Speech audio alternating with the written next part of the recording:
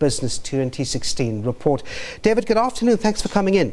Afternoon, Devin. When you look at business bodies on the ground, I mean, they're persistently complaining about red tape, about stifling legislation, about policy uncertainty. There are some good aspects of this report. The report seemingly paints a very different picture, or does it? Yes, well, the report reports a mixed picture. Yeah. Basically what the report does is it looks at 10 areas of government regulation which are important to businesses. And it looks at what the legal and regulatory position is for a business on each of those. For example, on setting up a business. They look at how difficult is it to set up a business, how much does it cost, and how long does it take. And then we compare this to 189 countries across the world.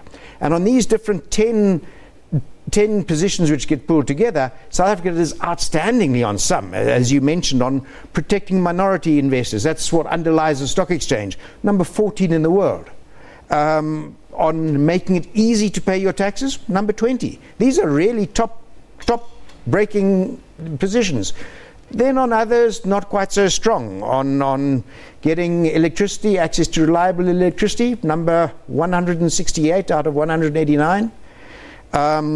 Trading across borders, making it easy to connect to the outside world, making it easy for people to get things in, and more importantly, get goods out, 130.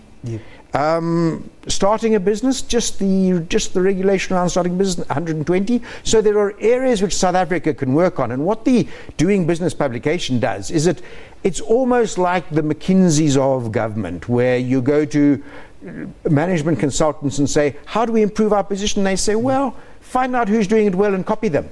And what Doing Business does is it shows you who does it well and gives you an opportunity to copy them. You mentioned some negatives there on the trade front, for example. We slipped, according to this latest review, from 189 economies, we slipped from 69 to 73. What's the biggest downfall there, you think? I mean, are we just not keeping up, or have we performed badly? Oh, that's overall on that's the full metrics from 69 to 73. South Africa's Doing Business hasn't recorded any changes for better or worse in South Africa this year. Nothing significant. It's pretty much stayed pretty constant. But what's happened is other countries have passed. You're in an important area. Now, if you look at Sub-Saharan Africa, you've had this commodity boom, which has been very important for Sub-Saharan Africa, but we all know this is passing.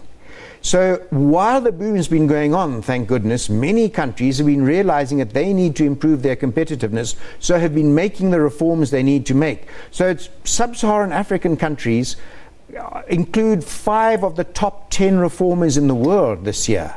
It was the same last year. It's not the image people had of Sub-Saharan Africa 10 years ago. They tended to see Sub-Saharan Africa as a laggard. But right now, Sub-Saharan Africa is growing particularly well and doing the things it needs to do to put in place the foundations to grow.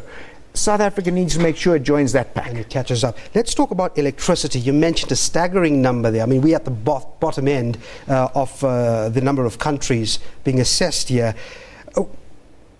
We're not alone when it comes to electricity issues on the continent, though, but it certainly doesn't help us, does it?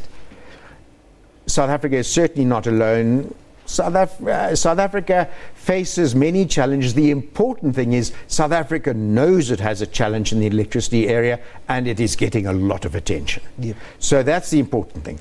I have every faith that with all the attention and effort being put into it, South Africa will be able to move up, and that's an example where South Africa is so far down that with good progress it can move a long way up. What we look at in electricity is how long does it take to get a connection, how much does it cost as a percentage of gross domestic product, and once you've got that connection, how reliable is it when you turn the plug on?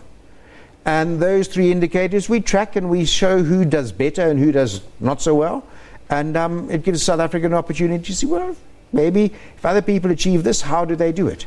Well, hopefully this can come to good use, and we can look at it looking for the positives. Thank you very much indeed. World Bank Sub Saharan Manager of Trade and Competitiveness, David Bridgman. Pleasure talking to you. Thank you, Devin. We'll take a look at some